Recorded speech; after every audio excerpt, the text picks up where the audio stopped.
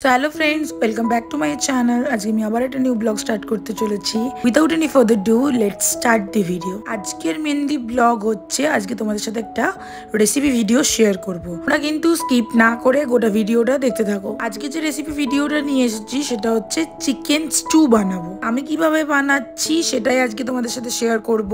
ফার্স্টে কয়েকটা boneless chicken নিয়েছি, তার মধ্যে অল্প জাস্ট হোয়াইট অয়েল দিলাম, জাস্ট 2 চামচের মতো, আর দিলাম নুন আর পরিমাণ মতো জল দিয়ে খুব ভালো করে বয়েলটা করে নেব। ওদিকে চিকেনটা বয়েল হোক, আর আমি নিয়ে নিয়েছি গাজর, একদম ঝুরি ঝুরি করে কেটেছি গাজরটা, আর দিয়েছি 3-4 কোয়ার মতো রসুন, সেটাকেও কিন্তু খুব ভালো করে লম্বা লম্বা করে কেটে নিয়েছি। পরিমাণ মতো দিয়েছি অল্প লঙ্কা, মানে যাতে একটু জাস্ট স্মেলটা আসার জন্য দিয়েছি। এদিকে চিকেনটা বয়েল হয়ে গেছে অলরেডি, আর এদিকে দেখো আমি একটু নেচে নিলাম, আর গরমে পুরো তেল ঝোল বেরিয়ে যাচ্ছে যাকে বলে। চিকেনের যে স্টকটা ছিল ওইটার মধ্যে আর একটু জল দিয়ে দিলাম, 2 মগের মতো দিয়েছি। তার মধ্যে দিয়ে দিচ্ছি প্রথম থেকেই রসুনটা, কারণ দেখবে অনেকে কিন্তু রসুনের গন্ধটা সহ্য করতে পারে না, যেমন আমার মাই রসুনের গন্ধ সহ্য করতে পারে না।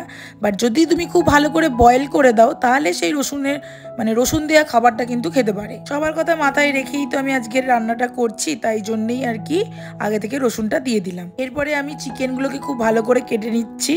চিকেনগুলো না এত গরম, আমি কাটতেই পাচ্ছি না ঠিক করে, এতটা বেশি গরম লাগছে হাতে।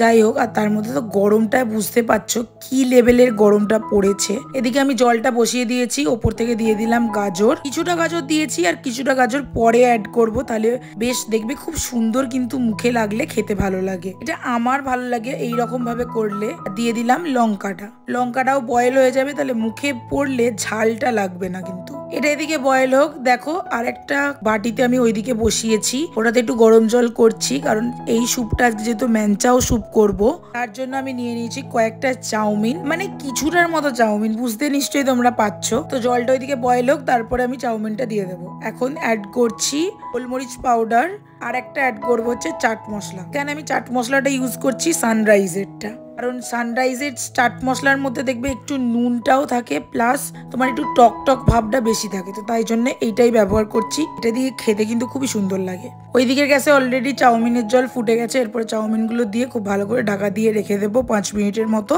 আর এদিকেও স্যুপের কিন্তু সবকিছু রেডি হয়ে গেছে, এবার চিকেনটা দিয়ে দেবো। চিকেনটা দিয়ে দিলেই হয়ে যাবে।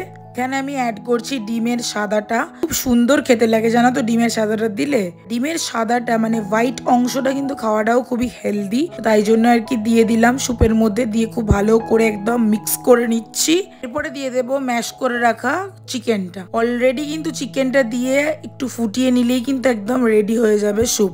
হ্যাঁ, আরেকটা জিনিস তোমাদেরকে বলতেই ভুলে গেছি, নুন কিন্তু পরিমাণ মতো অ্যাড করেছি, ঠিক আছে। আর ব্যালেন্স করার জন্য জাস্ট একটুখানি একদম সুগার অ্যাড করেছি।